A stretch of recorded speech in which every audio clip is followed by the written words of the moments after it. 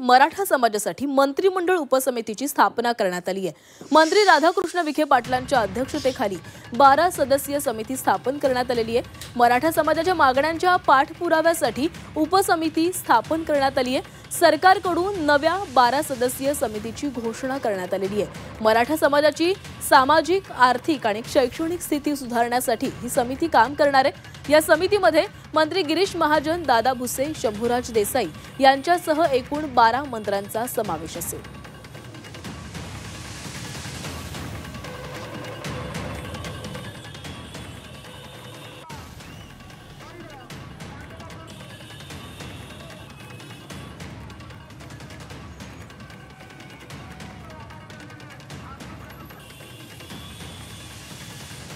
या समितीमध्ये राधाकृष्ण विखे पाटील आहेत, सोबतच चंद्रकांत पाटील आणि गिरीश महाजन यांची वर्णी लागलेली आहे।